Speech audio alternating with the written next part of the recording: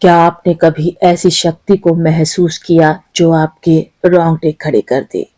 एक ऐसी किताब जिसके हर शब्द में जादू, हर पंक्ति में शक्ति और हर कहानी में हो अनसुने रहस्य। पॉडकास्टर वंदना के एक और एपिसोड में आप सभी का बहुत बहुत स्वागत। और आज आपको लिए चल रहे हैं उस रहस्य में यात्रा की ओर जिससे यात्रा की प्रासंगिकता आज के समय में बहुत ज्यादा है। विशेषकर आज जो दौर चल रहा है, ऐसे में हम इस यात्रा से होते हुए एक ऐसी अद्भुत शक्ति की ओर आपको लिए चलेंगे जिसके पठन मात्र से ही आपको एक अलौकिक ऊर्जा का अनुभव होगा। एक ऐसी ऊर्जा जो तमाम बुराइयों को जड़ से उखाड़ फेंकेगी। तो आइए बिना किसी देरी के आज का ये पॉडकास्ट शुरू करते हैं। क्या आपने कभी ऐसी शक्ति को महसूस किया जो आपके रोंगटे खड़े कर दे?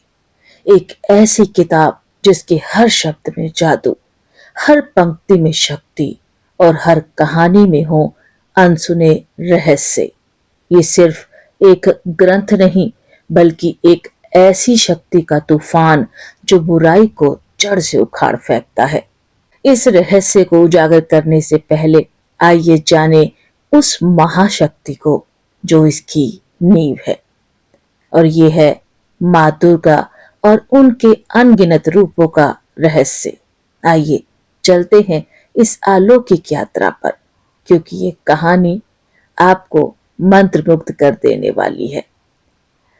माँ दुर्गा आदिशक्ति, सृष्टि की रचयिता और बुराई की संहारिणी, वो नारी शक्ति का प्रतीक है जो अपने अनगिनत रूपों में प्रकट होती है। हिंदू धर्म में उन्हें नव दुर्गा के 9 रूपों और तंत्र रूपों में उन्हें 10 महाविद्याओं के रूप में पूजा जाता है। लेकिन उनके हर रूप में एक गहरा रहस्य छिपा है। नवरात्रि के 9 दिनों में मां के 9 रूपों को पूजा जाता है।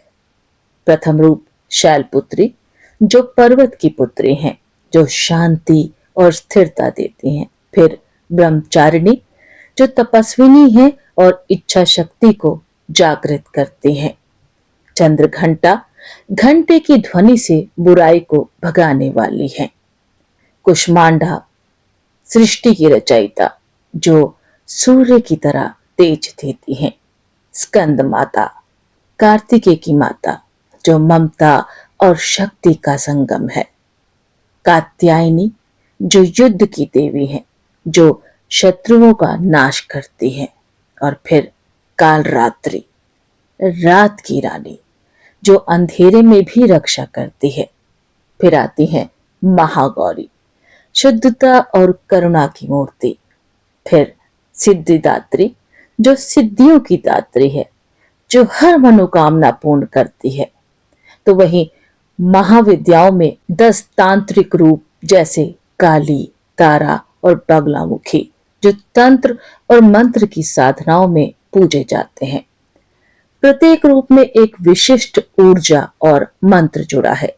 कुछ साधक मानते हैं कि विशिष्ट रूप की साधना से व्यक्ति को अलौकिक शक्तियां प्राप्त हो सकती हैं। माँ दुर्गा का शेर उनका वाहन है, जो उनकी अजय शक्ति और क्रोध को दर्शाता है। लेकिन वहीं उनका कमल शांति और करुणा का प्रतीक है। आइए अब चलें उस रहस्यमय ग्रंथ की ओर जिसकी हम बात कर रहे थे। 700 श्लोक, 13 अध्याय और एक शक्ति जो समय और स्थान से परे है। ये केवल एक कथा नहीं है, ये एक दिव्य रहस्य है जिसका नाम है दुर्गा सप्तशती।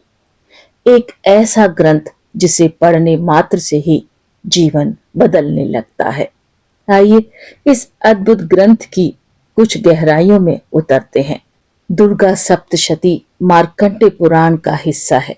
700 श्लोकों का एक शक्तिशाली ग्रंथ है जिसे वेद व्यास ने संकलित किया है। ये माँ दुर्गा की वीर गाथाओं और तांत्रिक मंत्रों का खजाना है। इसके श्लोकों में छिपे मंत्र इतने शक्तिशाली हैं कि सही उच्चारण से अंतरिक्ष में ऐसी कंपन पैदा होती है जो नकारात्मक शक्तियों को भस्म कर देती है। नवरात्रि में इसका पाठ करने से माँ दुर्गा की कृपा प्राप्त होती है, जो जीवन की हर एक बाधा को दूर करती है। इसका 12वां अध्याय फलश्रुति वाला बताया जाता है। इसका पाठ करने वाला न केवल सांसारिक सुख पाता है, बल्कि उसे ऐसी सिद्धियां प्राप्त होती हैं जो भविष्य का आभास करा देती हैं। ये ग्रंथ मार्कंडे पुराण के 700 श्लोकों में समाहित है। इसकी कथा 3 मुख्य खंडों में विभाजित है: प्रथम चरित्र, मध्यम चरित्र और उत्तर चरित्र। हर खंड में देवी के 3 रूप, महाकाली, महालक्ष्मी और महासरस्वती की कथा है। कहते हैं जब सृष्टि का प्रारंभ हुआ तब ब्रह्मा जी सृष्टि की रचना में मगन थे। तभी तो राक्षस मधु और कैटब क्षीर सागर से उत्पन्न हुए। उन्होंने ब्रह्मा पर आक्रमण किया। तब ब्रह्मा ने भगवान विष्णु को जगाने के लिए योग निद्रा की स्तुति की। यही योग निद्रा देवी महाकाली का पहला स्वरूप थी। जैसे ही देवी ने योग निद्रा त्यागी, विष्णु जी जागे और भयंकर युद्ध हुआ और मधु कैटब ने वर मांगकर विष्णु जी से कहा कि हम वहीं मरे जहां हम चाहें, और देवी की माया से प्रेरित होकर उन्होंने भूमि पर मारे जाने की स्वीकृति दी। इस प्रकार देवी की पहली लीला पूर्ण हुई। अब आता है सप्तशती का सबसे प्रसिद्ध भाग, महिषासुर वध। महिषासुर एक भैंसे के समान रूप वाला असुर था, जिसने देवताओं को हराकर स्वर्ग पर अधिकार कर लिया था। तब ब्रह्मा, विष्णु और महेश की क्रोधाग्नि से एक दिव्य स्त्री उत्पन्न हुई, देवी महालक्ष्मी। उनका सौंदर्य अद्भुत था, उनकी शक्ति अमोघ। देवी ने देवताओं के शस्त्रों से सुसज्जित होकर महिषासुर से भीषण युद्ध किया, जिसमें महिषासुर बार बार कई रूप बदलता रहा। कभी भैंसा, कभी हाथी, कभी सिंह तो कभी मनुष्य। अंततः देवी ने त्रिशूल से उसका वध कर दिया और इसी कारण वो कहलाई जाती है महिषासुर मर्दिनी। जब असुरों की एक और सेना उत्पन्न हुई, चंड, मुंड, रक्त बीज, शुंभ और निशुंभ, तब देवी ने अपने एक नए रूप में अवतार लिया, महासरस्वती, जो ज्ञान और युद्ध दोनों में परिपूर्ण थी। चंड और मुंड को मारने पर देवी को चामुंडा कहा गया। रक्त बीज को मारना सबसे कठिन था, क्योंकि उसकी हर एक रक्त बूंद से एक नया रक्त बीज पैदा हो जाता था। तब देवी ने उसे जीवा से चूसकर उसका संपूर्ण रक्तपान कर लिया और आखिरकार शुंभ निशुंभ भी पराजित हुए और देवी को विजय की प्राप्ति हुई। आप जानते हैं, दुर्गा सप्तशती सिर्फ एक कथा नहीं है, ये एक तांत्रिक ग्रंथ भी है, जिसके हर श्लोक में बीज मंत्र, रहस्य मंत्र और निर्वाण मंत्र छुपे हुए हैं। यही कारण है कि इसका पाठ साधना के रूप में किया जाता है, विशेष रूप से नवरात्रि, अमावस्या और गुप्त नवरात्रि में।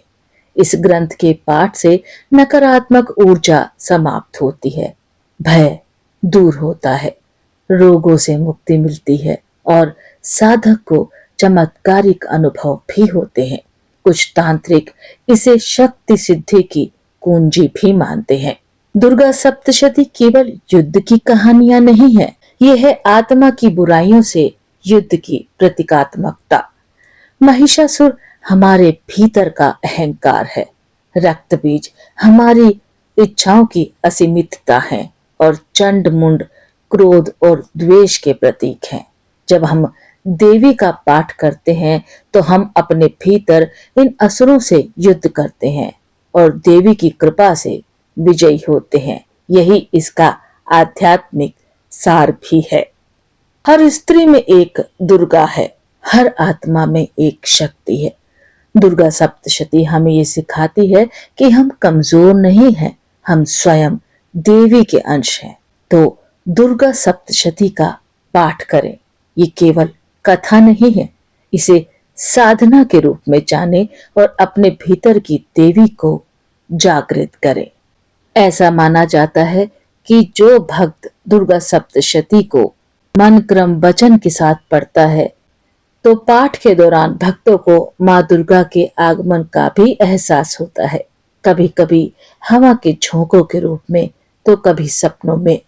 कुछ ग्रंथों में ऐसा भी लिखा है कि 108 बार पाठ करने से साधक को ऐसी सिद्धियां मिल सकती हैं जो भविष्य की झलक दिखाती हैं।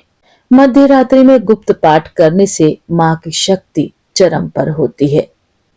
दुर्गा सप्तशती के यदि कुछ गलत उच्चारण हो जाए तो ऐसा माना जाता है कि गलत उच्चारण से बचने के लिए आप सिद्धि कंजिका स्त्रोत्र पढ़ सकते हैं। पॉडकास्ट वंदना के आज के इस अंक में हमने कोशिश की कि दुर्गा सप्तशती और माँ दुर्गा के अद्भुत रहस्य, उनकी शक्ति और उनके आशीर्वाद को आप तक पहुंचाया जाए, क्योंकि आज के समय में, अभी के समय में हमें इन शक्तियों, इन आशीर्वाद की अत्यंत आवश्यकता है।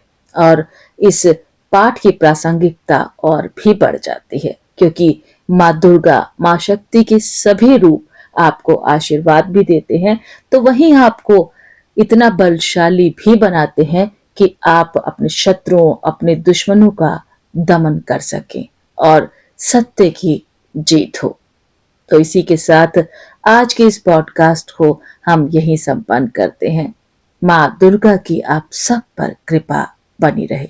फिर मिलते हैं एक और नए पॉडकास्ट में। हाँ, अगर आपको इस पॉडकास्ट में हमारी कोशिशें, हमारे प्रयास पसंद आ रहे हैं तो हमें लाइक, सब्सक्राइब और शेयर करना ना भूलें। Take care, bye bye.